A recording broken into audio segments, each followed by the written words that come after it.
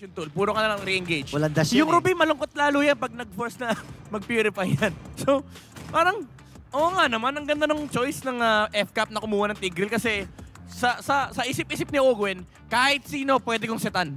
Tigreal making an appearance para sa Falcons AP Bren, pero Lunox naman ang nasa Team Liquid Philippines. 5 check lang muna tayo sa mga tao sa MPL Arena. Mag-ingay kayo kung gusto nyo ng 2-0 sweep! I feel like nasa kabila. Gusto nyo ba ng game number 3? Casters, kayo nang bahala. Nagsalita na ang mga audience sa MPL Arena. Ngayon tayo magkakaalaman dahil match point na for Falcons AP Bren. For the longest time, sa araw na ito, kahapon, ipinagkait sa atin ang Lunox Harith matchup sa gold lane, pero ngayon mukhang mangyayari na siya finally. Oo, parang bumabalik na tayo sa dati. Sa dating MLBB na yung gold lane natin ay mga mage din. So medyo crucial na early game para dito sa mga mages na nasa gold lane. At kanya-kanyang suntukan na naman dito sa ating mga players. Very reliant sa team fight na naman na makikita nating mga pagtatagpo. Pero Ogwen dito ay medyo mapapalo. Bigla-bigla nila Sanji, JP, and Carl. Tapos mukhang naghabol pa ng kaunti. Kamuntigan siya dun, ha? Supra naman. Lito Wanderer pa lang. Kaunti ka na magkaroon ng first blood. Ganun ka-intense yung ating laban. Pero makikita natin na hindi din agad na parang nagiging maasim yung mga players natin. Pag hindi mo na pa-flicker, ay hindi na rin naman nila masyadong fino-force out. And even for Ogwen, ay nagiging, kumbaga ay napakatansyado lang din niya kung babato niya na rin ba. Alam naman niya na makakalakad pa naman siya papalayo. So, magandang palitan lang muna ngayon. Naramdaman natin mula doon sa naging unang pagkikita pa lang ng dalawang teams natin dito na talagang parang nakapag-reset din ang Team Liquid matapos nung kanilang naging pagkatalo kanina. So, wala pa namang makakapagsabi kung ano magiging kinalabasan kasi very reliant ka tayo sa kung sino nga bang makakuha ng advantage dito sa early game na so far ay matahitahimik pa naman for both of these teams. Oh, kalmado pa lang. Parang yun na siguro yung sistema pagka itong dalawang teams yung magkatapat dahil mahirap din na magbigay ng impormasyon kung nasan ba si sino at sino yung nandun. Hindi, totoo naman. Pero importante nga naman yun. Kasi kailangan, katulad nung kanina, di ba? Lalo yung mga ma-setup natin na roamers dito, which in this case ay hindi man Jawhead para kay Ogwen, Tigreal pa din. So maganda na meron silang kahit paano magiging ideya para mas sakop na maraming sakop doon sa kung ano mang mga gusto nilang maging implosion plays. Kasi ngayon, tignan mo, maganda ang pagkakapwesto ni Ogwen! Okay, implosion para sa kanya at mahatak doon yung dalawang players na side na TLPH. Sanford na kanya makukuha at meron napakaganda dito na pagbitaw ng Frigid Creation ni Sanji. Kaya naman Cardinals makakakuha na kill pero may bawi agad. Pull-up PC naman against JP pero yung pagong mapupunta sa side ng F-Cap. Si Ogwen lamang ang nawala at okay na okay lang yon. Kung ikaw ang Falcons AP Bren dahil natanggal mo na yung XP lane, natanggal mo pa dito yung roamer din ng Team Liquid. So nawalan na naman ng advantage dito. Hindi na naman natin nakita na nakaporma ang Team Liquid na maayos pagdating ng mga turtle fights. Parang ano to no? Parang bagong panahon na usually sanay na sanay tayo pag Team Liquid, di ba? Parang nakakauna na sila palagi. Yung XP lane naka-ready na sa mga turtle objectives. Pero this time, ang ganda lagi ng sagot ng Falcons AP Bren. Nagkaka-timingan kasi agad no? So parang ang pang-disrupt ngayon ng TLPH, parang gamitin na natin para ma-zone out na si Ogwen. Salubungin na natin agad. Kasi parang napapalalim din yung positioning. So medyo mapapabagal ngayon yung rotation ng side ng F-Cap. But 3 minutes pa lang. 1.1k gold lead na agad para dito sa Falcons AP Bren. So kung sa bagay nga naman ay at least maghihintayan pa naman tayo for our gold laners. Pero teka, doon sa mid parang may nabawasan ng sobra doon which is si Sanji.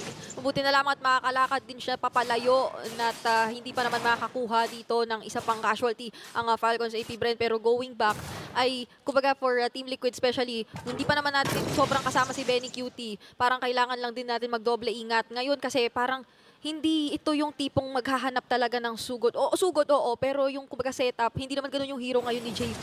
So talagang tamang timing lang yung setup. Kay Sanford pala manggagaling. Ayun na, nahatak na si Flam TC laban sa tatlo. At ginamit na nga dito yung Earthshot, Primal Wrath pala. Pero nga lang, hindi sabat kasi tatlo nga yung kalaban niya dun sa itaas. So, secured kill para dito sa TLPH. At dito nila, panigurado gusto munang i-focus ang kanilang atensyon. Kasi dito at least, kaya Sanford ay meron silang kumbaga certain level ng crowd control. Lalo pagka sinabi mo sila ni Sanji, at least ito yung posibleng mga Sansan duo, synergy plays na dapat makita natin kung ikaw nasa Team Liquid. Pero ngayon, ito ma-anticipate nila si Ogwen. Hindi pa pwedeng maulit yung nangyari ng first turtle kanina na nakapwesto na maigi si Ogwen tapos nakauna siya for Falcons AP Brain. Kaya pala nandun na rin na naglalakad si Sanji kasi dun sa area na yun, yung implosion, another implosion na naman. Sacred Hammer para mahatid dito si Sanford at nabitaw na nga doon yung Inji Boy. Sanford is gonna be down. Dadating na rin si Carl TZ, terms of Blades. Makukuha na rin si JP, pero Carl TZ, mapupunta yung pagong. Meron pang quad shadow ngayon, si Carl TZ at mukhang bumabawi sila ng paunti-unti. Kaso napatumba na rin siya doon ni Kyle. Hinahanap na rin ngayon si Sanji. Pero may freeze pa naman at may flicker para dito kay Sanji. Maganda yung mga latagan dito ni Sanji. So probably mamaya ay may kita natin na mag-connect doon sa place ng TLPH. But so far it's more the aggressive play para dito sa FCAP. And pagdating doon sa gold naman, sa gold lane, parang lumalamang si Super Marco. Tsaka yung nagiging interesting din dito for Falcons AP Brain, parang paulit-ulit nilang pinipili si Sanford. Siya yung kailangan nating matanggal dito for Team Liquid PH. Kapag natira naman na sina JP, pag natira naman na sina Carl TZ at sina Sanji, meron naman na tayong magiging pansalo, pansagot, kasi mawawalan na sila nung kumbaga hard na pang-interrupt talaga dito sa atin. Kaya parang mas nangingibabaw ngayon talaga yung pressure ng Falcons AP Brain. Kapag nagkaka-team fights, sabi pa naman natin, sobrang team fight-centric ngayon ng dalawang teams natin in terms of composition. Oo, kaya siguro continuous lang din yung pagsilip dito ni JP kung nasaan ba yung mga players ng FK para alam din nila yung way para makabig yung sitwasyon ng ating laban. Pero naiiwan yung ibang mga lanes kasi si Flap TZ makakasira ng torre sa taas. Mahahati ka yata ngayon eh. Gusto mo bang magsama-sama na agad ngayon ang Team Liquid pero makang pinili na lang nila na ipaubaya na nga yung isang torre alang-alang lang sa at least meron tayo magiging reliable source of crowd control ngayon ay magkakasama rin tayo kahit papaano. Si Carl na lang ang i-assign natin na humiwalay muna at talagang mag-angat-angat ng mga waves o kumuha ng mga trades. Pero kasi for Falcons AP Brain, ganun din yung ginagawa. Tapos nagiging mas maganda pa yung abang nila kapag may mga team fights na nangyayari dito. Alam mo, tsaka pag sa abang nila dun sa mga team fights, parang laging ginagawa ni Carl TZ. Ganito rin yung parang blueprint niya kanina game number 1. Lagi siyang pumupunta sa other lanes. Oo. Tapos nagtatry siya na mag-cut na minion wave. Kung makakasira ng torre, why not? Para dito sa FCAP. So eto na naman. Eto na naman tayo sa storya na magkakaroon ng teamfight bago magkaroon ng objective. Speaking of objective, sinisimula na dito na TLPH. Oo, teka lang kasi Owen, doon na naman siya sa ganung klaseng angulo manggagaling dito.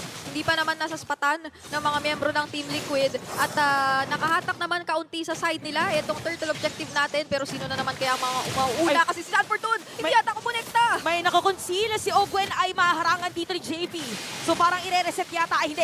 Nandito yung mga players ng FK at nakapwesto. Sinisimulaan yung turtle na ginamit ng Glorious Pathway. Pero implosion na i-reveal ko na sa mga players dito ng TLPH. Pero Card pa rin ang makakakuha ng bagong. Penny QT ginamit na dito yung mga Dorkening. Terms of Blades naman para kay Kyle TZ. At ang casualty is gonna be Ogwen at JP. Nag-iba yung takbo this time. Naramdaman natin yung kinaibahan na nandun yung presensya ni Benny QT na by the way, bago yung naging turtle objective na yon ay nakatago lang ng pagkatagal-tagal dun sa isang brush. So naging magandang source of damage siya para dito sa Falcons AP Brain na initially ay nag-attempt din naman na sobrang mag-commit kasi maganda ulit eh. Nakahuli ng dalawa doon si Ogwen using the implosion. Pero maging yung pagkaka-anticipate o yung magandang latag ng Glorious Pathway para nakatulong yun eh sa kung paano nakipagsabayan ang Team Liquid sa nakita nating tagpuan nila kanina. So ngayon, medyo balanse pa naman, pero malinaw na kailangan pa rin makahanap dito ng mga trades and objectives ng Team Liquid Philippines. Okay, so merong Eternal Guard. Tatabaan yung dalawa! Naku, si Sanji na hanap nila. Carl at TC naman may nakuha din. Si View nagkapalitan lang. Pero Carl TC double kill na si JP. Aaray muna. Super Marco makakakuha ng isa. Eto na yung aggressive Falcons AP Brain. Nahanap na nila. Nakukuha na nila ng paulit-ulit yung mga gusto nila ng mga pick-offs ng mga laban at ngayon magkaka-access pa sila sa mid lane torre ng Team Liquid. Kung ikaw ang Team Liquid ngayon, parang ito na yung senyas na naku, maski yung pagkuha na naman ni Carl TZ ng mga buffs niya, magiging struggle para sa atin. Pero may natira naman na gapitik Oh, na buhay. gapiso. Gapiso? Oh, gapiso na buhay nga doon. Pero parang feeling ko, if-force dito ng FCAP if may opportunity. Kaya naman nakapwesto ngayon ng mga players ng TLPH para madepensahan yan. So talagang kapit dito sa gapitik na tore doon sa may gitna. Dahil crucial nga doon sa Hayabusa buff or sa purple buff ni Cartesi. No. Dito rin si Benny Cutie, kailangan Naku, yata niya level 14 magdoble ingat kasi nakatago lang doon si Kyle. Mabuti na lamang at hindi siya masyado lumalalim kasi wala or limitado nga rin yung impormasyon na hawak-hawak dito ng Team Liquid. At ngayon makikita nga nila nandoon si Kyle TZ. Sa baba, paulit-ulit lang na pressure ang pinapakita na naman dito ng Falcons AP Bren doon sa opposite lanes ng Team Liquid. So paano ka magre-respond dito sa ganitong klase ng sitwasyon? Ramdam mo rin kasi yung namamagitan na lead sa pagitan ng dalawang teams na to eh. Kahit paano, parang magdadalawang isip ka kung ikaw ang Team Liquid. Katulad yan, kayang-kaya na lang mag-check push ng Falcons AP Bren nang hindi natatakot eh. Oo, tsaka nag-clear pa namin yung wave doon sa may bottom lane si Benny Cutie. Kaya medyo madedelay dito yung pang setup sana ng TLPH. Pero maganda yung zone na ginagawa dito ni JP dahil mangangalahati yung buhay dito ni Flapisi at mapipilitan na mag-reset. So mukhang magiging matagal na Lord na teamfight. Magiging battle of attrition to para sa TLPH and even FCAP. Oh, hindi mo lang alam kung paano mo i-manage yung mga waves ngayon kung ikaw ang Team Liquid kasi Falcons AP Bren. Para meron pa naman sila nung Liberty na okay lang. Tatambay kami rito. Lamang naman kami sa waves, sa torre. Talagang maski sa gold ay hindi naman nila masyadong kailangang humabol kontra dito sa Team Liquid na hindi ganoon yung kinaharap nila ngayon. Even for pero kahit sabihin mong ganoon no? Parang in terms of gold, ayan, kung titignan naman natin, maging yung gold ay pantay na pantay for Benny Cutie and Super Marco. Feeling ko nag-aantay na lang dito ng opportunity na libre yung mga players ng TLPH para makapag-Dark Chaos Assault si Benny Cutie. Kasi parang nauunahan sila mag-setup, di ba? Huwag lang siyang makita agad. Oo, hindi siya nakakapag-spam. Pero meron na siyang item, meron pang Blood Wings para talagang may depensa. Ayan na naman! Ayan na naman si Cartesi doon sa may bottom lane. So, yun yung nagiging struggle ngayon kasi kailangan laging may mag-clear doon sa other lanes. Oo, kaya for Falcons AP Bren, kaya lang talaga nilang bumabad dito eh. Kasi kaya namang humabol agad-agad ni Kyle TZ kapag nagsimula na ng laban dito ang Team Liquid. And hindi mo naman din siguro maiisip na sobrang mag-engage dito sa Falcons AP Bren. Kasi for sure by now ay sobrang magkakadikit lang nila. Not unless etong si View ay maisipan nilang hanapin. Pero even then, hindi mo na yata i-risk yun eh kung ikaw ang Team Liquid. Kasi nga marami pang hindi alam o hindi visible na players sa side ng Falcons AP Bren, particularly etong si Owen. Ayan o. Ayan na naman, meron conceal, pero nakita nila Sanford, narinig nila. Mapipigilan yung setup play sana. May kita natin injector against sa Flap PC.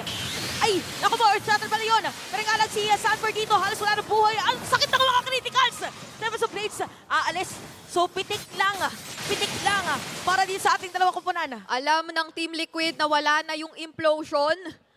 Pero napilitan talagang tumakbo papalayo kanina doon ang ibang mga miyembro ng Team Liquid. Even yung Revitalize ay na-force out na para rito kay JP. So reset lang kung reset na naman ang makikita natin para dito sa dalawang kupunan. Sobrang taas nung tension dito sa nakikita nating Lord Objective. Sa sobrang nagkakasabay yung bugso ng damdamin ng dalawang teams natin. Nalilito na tayo na wala nga palang Johe dito sa lab na to. Akala ko ejector yung nangyayari. Parang ganun kasi yung onward Earthshatter pala yun. Para rin sa TLPH. So parang ganun ulit yung magiging pattern, no? Para sa laban natin, Implosion na nahanap na dito yung mga players na TLPH. Mahatid si JP at medyo mahihiwalay yung kanilang depensa. Si Sanford makukuha na nila. Si JP rin ay mawawala na habang tinutuloy na FCAP. Dito yung Lord. Hindi rin nakahanap ng pagbubuhusan ng mga sago si Benny Cutie doon dahil ang ganda ng pagkakapili ng Falcons AP Bren sa kung saan nila gagawin yung nakita nating team fight kanina. Literal na wala nang naging sagot dito ang Team Liquid. Paano ka nga naman lalaban pa kung yung dalawang taga-front mo napatumba na agad ng Falcons AP Bren. Kaya natin sinasabi na sobrang decisive dito ng FCAP. Pag nakita si Sanford, siya yung recipient ng implosion. Oh, tsaka parang nahihiwalay. Nahihiwalay dito yung dalawang pang-front nga na sinasabi mo dito for TLPH. Kasi supposedly si JP gagawa sana ng ginamit niya yung Glorious Pathway niya, diba? Yung sana yung go signal na papasok na sila. Pero yung isa sana magsa-setup ng play na ihiwalay dito ng FCAP kaya parang nadidisrupt yung gusto sana nilang gawing setup. So Lord dito sa may bottom lane, masira ba ito ng FCAP?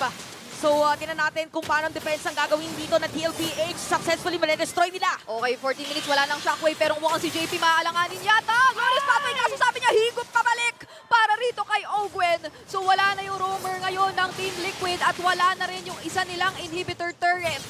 9.8k gold lead para dito sa FCAP. So, medyo nahihirapan ngayon TLPH kung paano dedepensa. Pero ito, nakapag-build na si JP ng kanyang Athena Shield. So, yung mga damage dito from View and pagkamasakit yung pitik dito ng mga skills ni Super Marco ay pwede mag-proc anytime. So, hindi pinapahinga. Dahil continuous lang ang pressure from FCAP. Ang daming pwedeng manggaling na setup dito, even Flap, even Ogwen. Tapos yung dalawang yon, meron na rin silang sarili nilang mga immortality. So kahit na sabihin natin makahanap ng punish dito ang Team Liquid, hindi mo masisiguro na makukuha nila yung kill. Tapos meron pa silang ibang mga iisipin na sources of damage and follow-up. So talagang ito yung sitwasyon na mahihirapan kang humanap ng sagot mahihirapan kang humanap ng engage kung Team Liquid ka. Parang gusto mo mag-rely ng sobra sa counter-engage. Pero paano mo yun gagawin kung inuuna at inuuna yung mga tagagawa noon para sa'yo? Oh, tsaka yung onward earth shatter kasi parang laging paliko eh. Oo. So talagang yung sinabi natin na naliliko nga talaga or napaghihiwalay yung supposedly front runners ng TLPH. But again, itong dalawang world caliber teams natin ay sanay na sa mga gantong sitwasyon. For TLPH, may chance pa sila na mabaliktad ang sitwasyon ng ating laban dahil magkakaroon tayo ng Lord. Para ang dami ng mga storya na parang masistil yung Lord tapos biglang babaliktad yung game.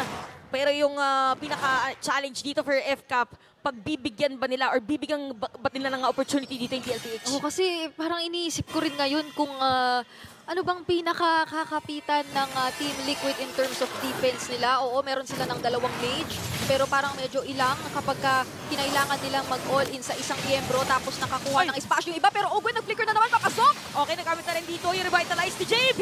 Mawala ng immortality at haharap si Vlad PC. Nabaga ng Frigid Glacier kasi Ogwen makawala. Pero si Kyle TZ na dito na at bibitik ng mga criticals. Naku po, nakakuha na rin si JP. Si Sanford dito, meron paghatak. Pero makaka-counter na din naman ang double kill na para kay Super Marco Shadow Kill. Hindi sapat yung damage. Pero ginamit na nga dito yung lightning. Ito na yata yung time para lang kay Penny Cutie. Super Marco makukuha niya. At ito na nga yata yung pagbawi. Pero dalawa pa tayo para sa FCAP. Tatlo naman sa TLPH. 3-4-3 at balik muna sa base dahil kinakailangang dumepensa at mag-clear ng mga minion waves ng Team Liquid. Pero doon mo na nakita yung glimpses na kapag ka pala meron silang isang maagap na nasalo o na-anticipate, particularly yung naging flicker implosion attempt doon netong si Ogwen, ay pwede na pala nilang buhusan ng sapat na damage yung mga members ng Falcons AP Bren. And dito na rin yata pumapasok yung kinagandaan ng Frigid Glacier. Pero teka lang! Teka lang, may reset yung Lord. So ginamit yung Shadow Kill at makakasalubong din si Sanji. Kyle TZ, medyo babaalis sa moment na yun. Mawala ng immortality si Vlad TZ. Nandito si JP para sumundot. Pero mamibigay na doon na implosion. Mawawala ng passive dito yung Aurora. Naka-flow pa rin yung minion wave dito na FCAP at hindi pa rin itutuloy yung Lord. Maya't maya parang kailangan mong bumalik eh. Kapag ikaw ang Team Liquid, kailangan mong bumalik muna ng base at alalahanin yung mga minion waves na nakaangat kasi hindi mo pwedeng kalimutan na nandyan nga si Kyle TZ. Siya yung pwedeng magulat na lang tayo. Tapos siya pa yung gagawa ng split push para dito sa FCAP. Pero right now, at least paunti-unti, kung ikaw ay nasa side ng Team Liquid Philippines, ay nakikita na nila yung way kung paano sumagot. So sabi nila, hindi na nga tayo dapat yata maghiwalay. So dito tayo magtutulungan. Sari puwersa para mapuksa. Di na si Vlad PC.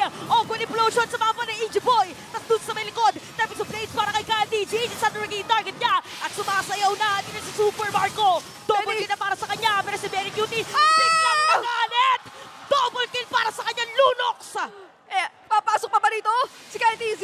Mukhang respeto na lang muna para sa San Duo. Order of Brilliance, ikinumit na rin doon ni Benny Cutie. Pero sa ngayon ay nakabawi na sila with a 243 trade. Kaso nga lang, si Carl TZ, yung isang napatumba ng Falcons AP Brent kanina. So hindi rin ito magiging madaling objective o Lord agad-agad na masesecure nila. Balikan natin kung ano ang mga naging kaganapan doon sa ating Infinite Instant Replay. Ang nakaraan. Ayan, nagtugma na sila eh. Nagkaroon ng magandang Glorious Pathway, tapos sumugod doon nung setup mula kay Sanford. Pero ito yung timing ni Benny Ayun Cutie. Yung Bigla timing si ni Benny Sanji. Cutie. Oh, Ayun na. At dun na nasaktan si Ogwen kasi alam niya na nagamit niya yung Sacred Hammer, nagamit na dito yung mga pang-stop sa kanya.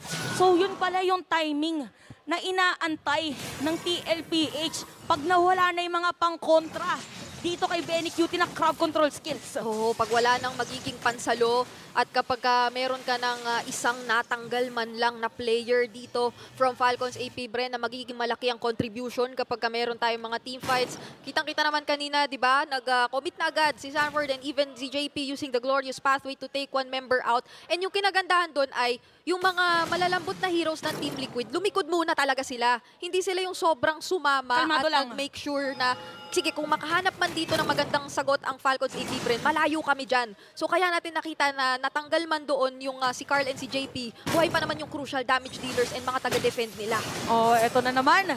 Eto na naman tayo sa mga breathtaking The Lord Take, Glorious Pathway. At meron nakap doon from the Lord.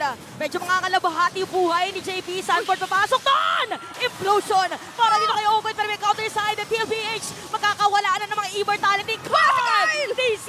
Mamatay sa kamay dito ni Kyle DC at si Sanji pa nga yung makakakuha ng Lord.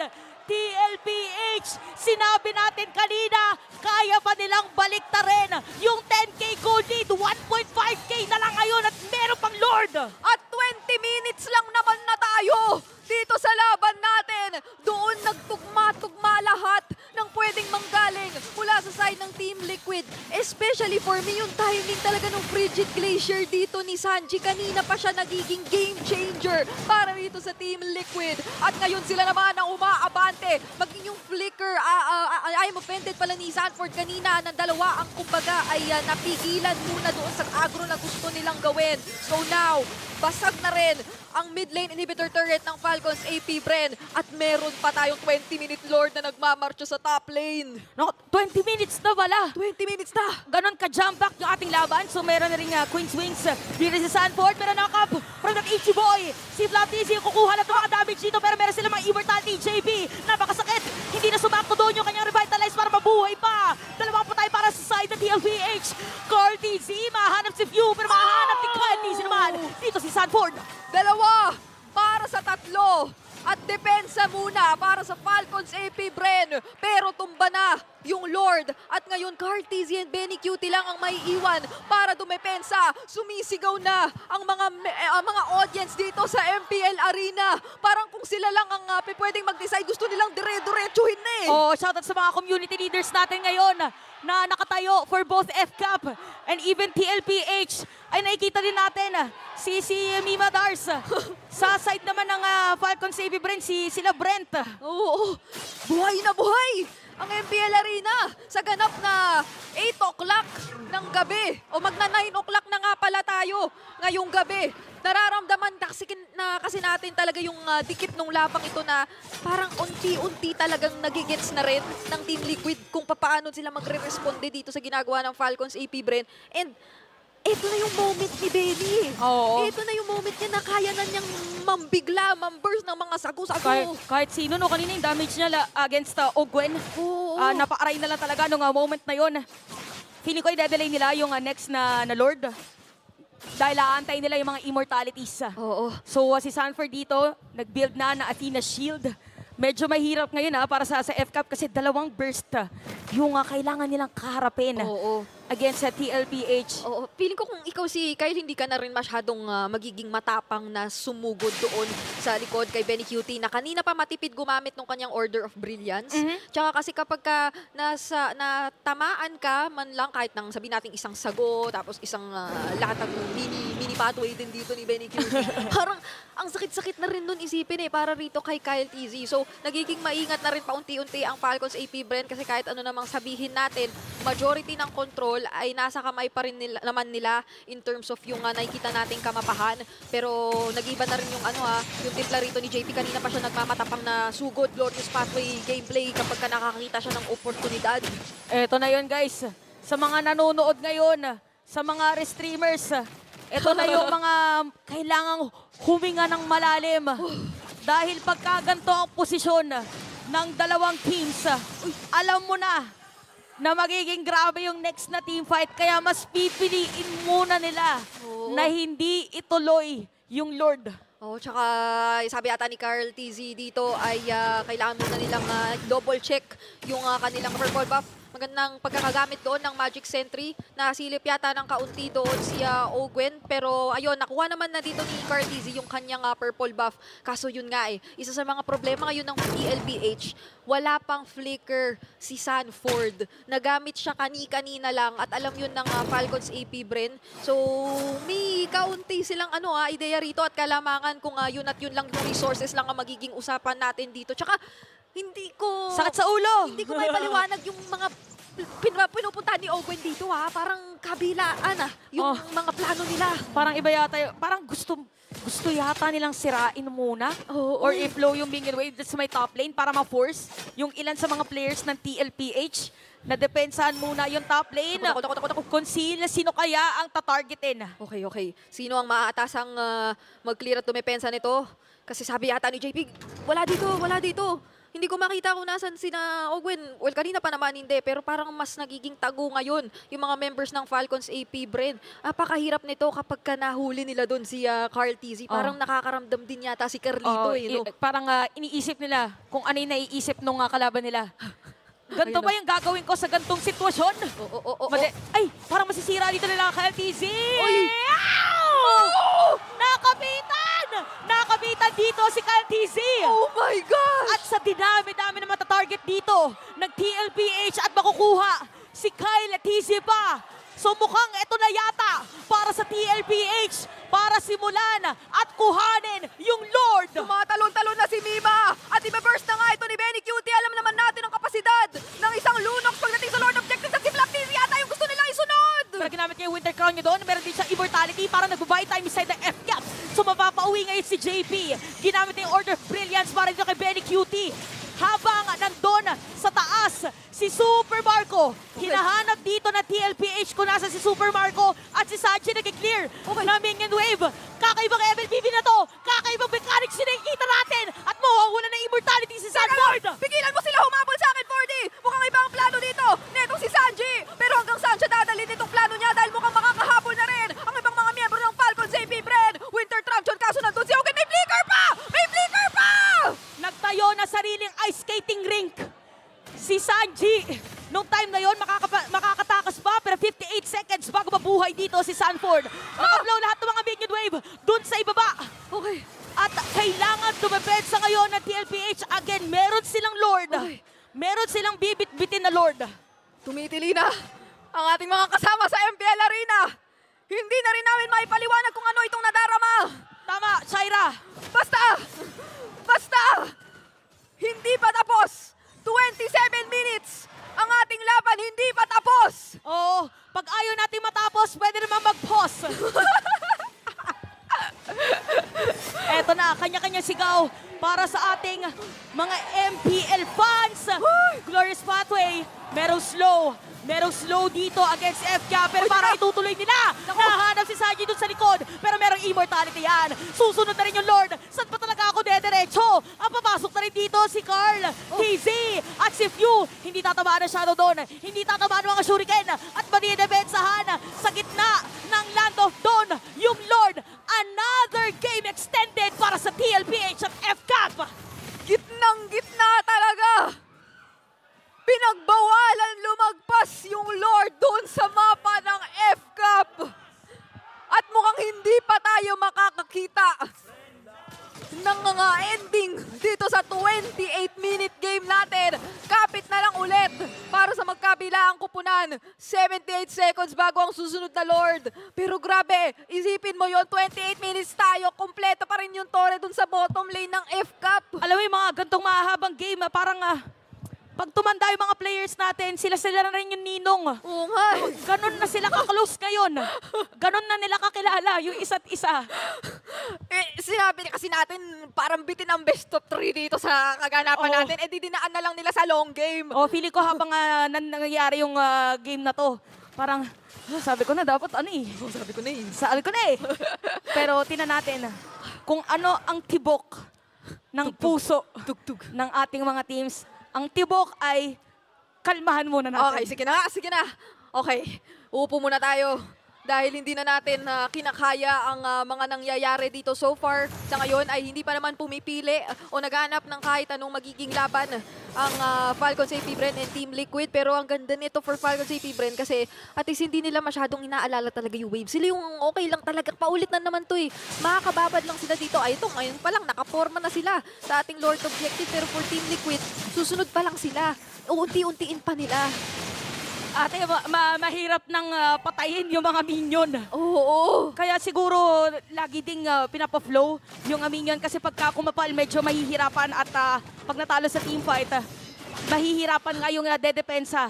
Oy, At nahihirapan na rin yung Lord. Oy, iba yung plano. Ano na ba talaga? Iba yung plano ni Sanford at ni Carl TC dito Oo nga, parang pinapakiramdaman din Oy, ni Kyle TC. Naku, pero si Ogwen din nandito. Naku, ay, hindi ko alam kung magkikita-kita sila dyan, pero grabeng pakiramdaman to, guys. Okay. Walang lumalabas. Kanya-kanya na tong pataasan ng pride.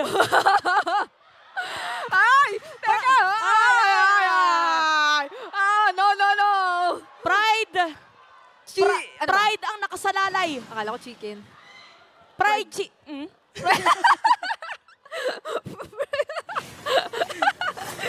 Hindi ko na, kailangan na natin. Kailangan na natin tawagin na lahat ng mga pwedeng tawagin. Oo. Kung isa kang parte ng mga sumusuporta sa TLPH, kailangan na nating ipakita lahat ng suporta. Ganon Wow. din sa parte ng mga bees. This game, Sa sobrang haba, Oo. hindi na natin nabasa. binrek na niya yung record natin. This is the longest game. Oh, wow, this is the longest game. Congrats to us. Grabe! Grabe. Ang tindi. 31 minutes para dito sa ating game. Pwede naman maging 40 minutes. Pwede naman eh, paki 50. Oo. Pwede pa naman. Pwede din para history, 1 hour. Oo, di ba? Okay yun eh. Kung gustong patagalin ng mga Titans natin, di naman kami tatanggi dyan. Hindi daw best of 7 Gawin nating 1 hour yung laban. Pero ito na yata nararamdaman na natin nagkabilihan na ng mga potion. Uy! Yun na, bumili na sila ng potion. Hindi ko na kinakaya. Hindi ko na alam. Hindi ko na kinakaya, legit. Sa totoo lang guys, yung mga Oo. gantong 32 minutes, 30 Oy! minutes, hindi mo na talaga alam kung pwede mangyari. Meron pa Terrify, ginamit na yung Revitalize. O, di ba? O, di ba? Wala pa rin nangyari. Wala pa rin. Nagamit pa rin yung mga skills. Hindi na force out ang kahit ano paman. Bukod sa Revitalize dito, netong si JP, up pa lahat din ng mga ultimates. Grabe, tinalo na talaga nito yung Omega versus FCAPS 24-minute game, 32 minutes and counting na tayo. Grabe yung lundag. Oh. From 24 to 32. 1, 2, 3, 4, 5, 6, 7, 1, 2, 3, 4, 5, 6, 7, 8. Pwede na lang tayo magbilang yata bago may mangyari ulit dito pero Ano na to Ito na yung mga game na okay, nagkabilihan ng Immortality, may sarili-sarili mga potion. Yes. Pero we have to take note for FCAP, hindi pa nasisira yung mga tore nila doon sa isang lane. Oo, yun nga Parang ito yung sa school, yung papa-fall in line. Naka-fall in line pa. Yung mga tore dito ng TLPH. Nakakapit pa rin doon sa top lane talaga si Kyle TC tsaka si Ogwen. Oy, nakapwesto rin si Ogwen ng maganda-ganda. Pero sa ngayon, sabi nila si Few na lang yata yung gusto nilang unahin muna. Flicker forced out para kay Kapitan. Deadly talaga yung grass. Pagka tumama, si Flap TC dito, naka-front. Si Ogwen naka-ready din ang kanyang kalasag. Naka-flow yung minion wave doon sa may top lane. Sabi, POV ng Lord, awa na lang talaga. Ano na ba? Kasi kanina pa natin nakikita itong tansyahan na to sa pagitan ng Team Liquid at ng Falcons AP Bren. Ito na legit, Force Lord sinisigulan yata nila yung Lord Objective. Si Few maganda-ganda ang kanya nagiging pagkakapwesto at forma. Hindi muna lalapit ang ibang mga miyembro. Ay, Pero teka lang. parang bait pa din. Oo. Parang bait pa din. Ate Brigida. Okay, ito na, ilabag yung Glorious Pathway. Makakadash away si Ogwen at magdadash away din yung mga players. Nagamit by the way yung Zaman Force. May Winter Crown na gagamitin dito si Sanji. So, pinapagamit lang nila yung mga resources. Walang flicker kay Sanford. Wala rin revitalize for JP. At mukhang makakabalik in a few seconds or mga 50 pa naman yung flicker na nagamit at nagasta ni Few kanina. So, hindi pa rin magko-commit ang dalawang teams natin. Pwera na lang yata ngayon kasi maganda-ganda yung mga nakuhang resources doon ng Falcons AP Bren. Pero nakabalik na rin dito yung dalawang fronta ng Team Liquid. Ito na yung ating mga fans sa MPL Arena. Ayan na. Literal, sinisigaw na nila lahat Ito kasi na si Mida. napaka-intense na. Eto na, habang nangyayari yan, meron ding laban dito yung mga community leaders natin. Mawalan dito ng mga ibang resources. Si Flatty, nag-flicker out na pero napakaganda paglatag doon ng Frigid Grazer. JP ay mamamatay. 81 seconds bago mabuhay si JP. Kaya naman F-Cap, sisimulan dito yung Lord. Mawawalan sila ng mga taga-tayo, taga-check dito sa Lord Objective natin. Napakalaking kawalan ngayon na isa sa mga major frontlines nila ay namala muna for 60 seconds. Isang minuto pa muna siya hanggang sa makakabalik siya. Dalawang assassins, dalawang junglers, magkakatakbo din doon sa bandang itaas. Pero makikipagsabayan yata, naiwasan yung Hugi Shadow Kill! Tapos sa place, pero nakabili dito si Carl TZ na Immortality. It's gonna be shut down para dito kay Kyle TZ. Pinurse niya, tinimingan niya. Natuto siya dun sa nangyari kanina. F-Cap makakakuha ng ating 35-minute Lord. Napakakunat na nito! Mahirap depensahan ang nagbabantang Lord na nasa kamay ng Falcons AP Bren. Tingnan natin kung madedepensahan ba. May Immortality si Kyle TZ at si Ogwen. At napakaganda dito na minion flow na ginagawa ng F-Cap pero sa bottom lane, middle lane, at even top lane. Nailatag na. Kyle TZ dito halos aaray na. Pero para madedepensahan pa yata pero parang hindi na yata. Dahil Falcons, AP Bren, after ng napakahabang game, sila pa rin ang magwawagi. Sapat